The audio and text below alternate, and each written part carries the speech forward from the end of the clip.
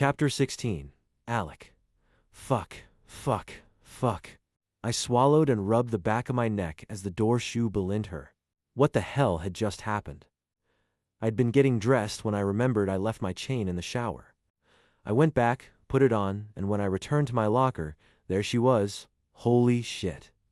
Facing the wall, but I'd have recognized those blonde curls anywhere. And when she turned around, her tears took me straight back to the night when I dried her tears and kissed her. I almost couldn't breathe as she blinked up at me, and then I was hugging her while fucking Sweat played on the Bluetooth speaker in my locker like some kind of joke. Sweat, get into it.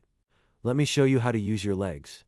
I still wasn't sure how I'd happened when I was committed to keeping my distance, but in an instant I was punched by the flowery smell of her hair, buzzed on the warmth of her body in my arms, fucking hypnotized by the slide of her hands on my skin. Dear God.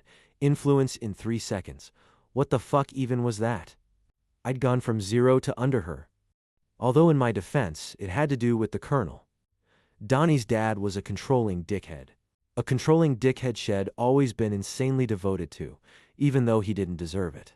And I'd always had a soft spot for her daddy issues.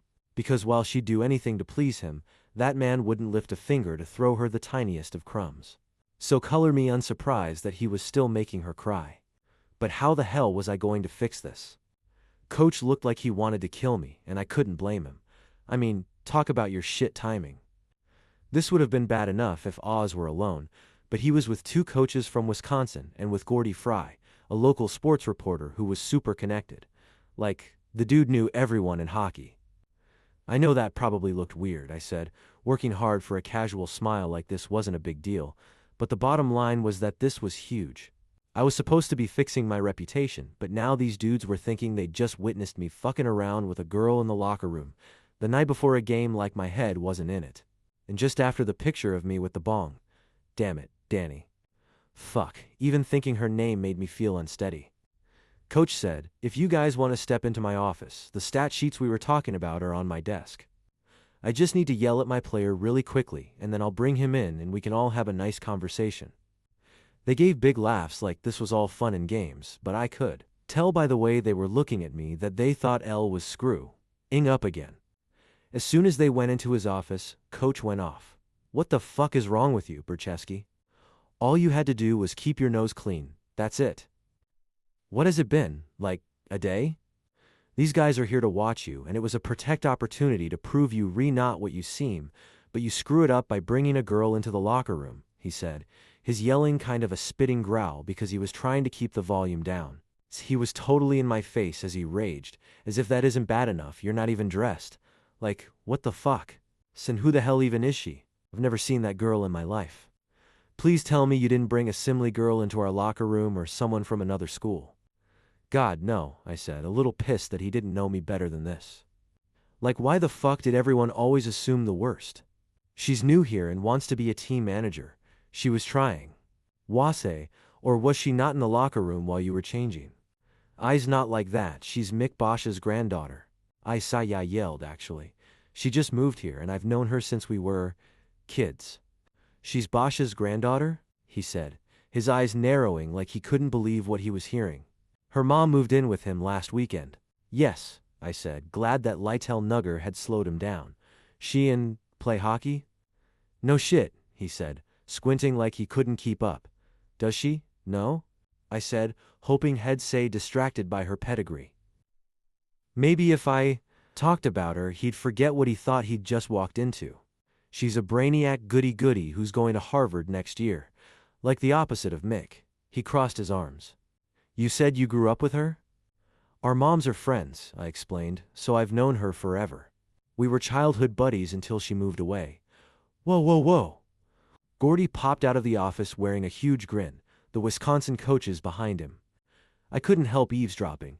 And did you just say that the girl you were with in the locker room, your childhood sweetheart, is Mick Bosch's granddaughter?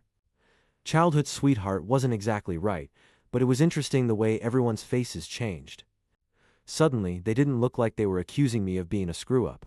They looked like they were interested in the story of me and Bosch's granddaughter, whatever it takes. I wasn't about to lie, but I wasn't about to skip away from a bailout either. I gave my best version of a secretive smile when I said, yes, Danny is a direct descendant of Mr. Bosch. No way, Gordy said with a grin. If you'd told me he had a granddaughter, I'd have thought she'd be a girl who fights, spits, and curses like a sailor. You're telling me that blonde with the glasses comes from Mick? Yes, sir, I said, leaning into it. Doesn't drink, doesn't smoke, and would rather read a book than watch a game. The apple fell far on this one. That's hilarious, he said, shaking his head. Who would have guessed? Gentlemen. Coach said. Gordy pointed to the office. I know. Back to the office S. You can finish your lecture. Till be right in, thanks, Coach said, but his smile disappeared as soon as the door closed. Coach, I swear to God, underscore. Shut up and listen to me, Zeus, he said, lowering his voice.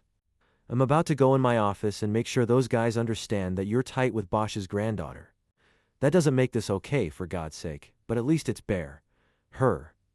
Maybe the fact that you're seeing a Bosch will distract them from not only the picture that people are still whispering about, but also what we walked in on, since the two of you will be like goddamn hockey royalty. I don't know, he said, glancing toward the office, but I like what you said about her. You dating someone more into books than parties is exactly what you need right about now. Dating? Oh shit, he thinks I'm seeing her. I tried deflecting with, I was telling the truth about what you walked in on, though. And I believe you, he said, and I hoped he meant it. But Gordy talks to everybody, and if the committee is already wondering about you, we don't want the news he brings them to be that, instead of watching game film, you were making out with a girl in the locker room. Isn't it better if he goes back with the news that you're dating a serious girl who just happens to be a direct descendant of Mick fucking Bosch? His eyes bored into me, willing me to understand the importance of what he was saying, but I didn't want to believe it. Refused to believe. And yet, deep down, knew that as fast and wild as the gossip had spread about that stupid picture, this was going to be much, much worse. Shit, he's right. I didn't have a choice.